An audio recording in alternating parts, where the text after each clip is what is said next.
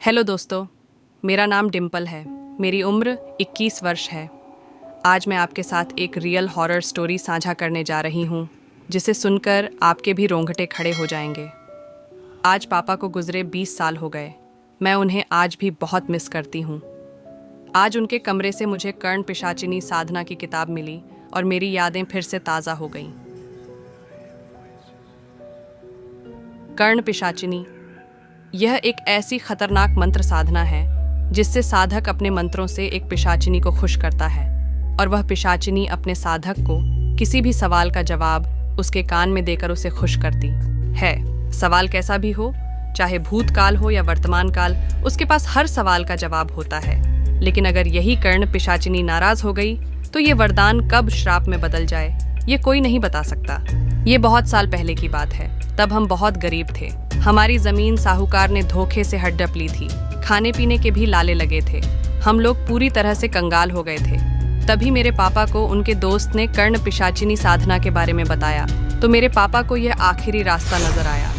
उन्होंने 41 दिन की कड़ी डिढ़ी साधना की और इसके चलते उन्होंने एक कर्ण पिशाचिनी को खुश कर लिया।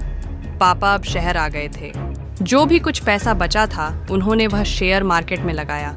उनकी कर्ण पिशाचिनी कौन से शेयर के भाव बढ़ने वाले हैं या गिरने वाले हैं, ये उनके कान में बता देती थी। हर रोज पापा नई नई जगह इन्वेस्ट करते और ढेर सारा पैसा कमाते।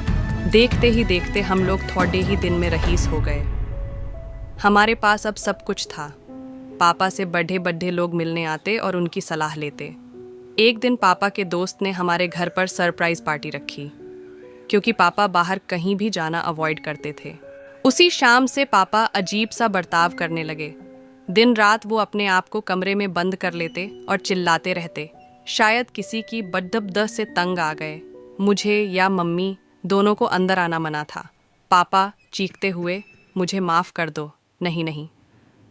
पापा पूरा दिन शराब के नशे में धुत अपने कान में रुई डालते और अपना सर कस के बांध लेते। किसी भी डॉक्टर को उनकी इस बीमारी का पता नहीं चल रहा था। एक दिन तंग आकर मेरी मम्मी ने एक तांत्रिक को बुलाया। उसने कहा कि पापा की कर्ण पिशाचिनी उनसे नाराज हो गई है। शायद पापा ने ऐसा कुछ किया था जिससे वो नाराज हो गई थी। तांत्रिक ने कहा, कर्ण पिशाचिनी को हर रोज शराब और मांसाहारी खाना देना पड़ता है। वो अपने साधक को किसी दूसरी औरत के साथ बर्दाश्त नहीं कर सकती, और तो और अपनी पत्नी, बेटी, माँ या बहन के साथ भी नहीं। पापा रोज शराब पीकर चिल्लाते रहते। उन्होंने शेयर मार्केट में ट्रेडिंग करना भी बंद किया था। पापा ने खाना पीना छोड़ दिया था। उनकी तबीयत खराब होने लगी थी, क्योंकि उनकी कर्ण पिशाचिनी नाराज होने के कारण पूरा दिन पापा के कान में चिल्लाती रहती। 1 मिनट भी शांत नहीं होती और बार बार यही बताती कि उनकी बेटी यानी मेरी मौत कैसे होगी। ये सुन के मेरे पापा और चीखते चिल्लाते ताकि कुछ सुनाई न दे, इसीलिए उन्होंने खुद को एक कमरे में बंद कर लिया। एक दिन अचानक उनके चिल्लाने की आवाज़ बंद हो गई।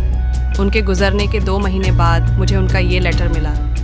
कर्ण पिशाचिनी से छुटकारा पाने के लिए उन्होंने अपनी जान ले ली थी। ये घर, प्रॉपर्टी सब पापा के कारण ही था। हमारी स्थिति सुधारने के लिए पापा ने अपना बलिदान दिया था। आज भी मुझे लगता है कि मेरे पापा यहीं कहीं हैं, मेरे साथ।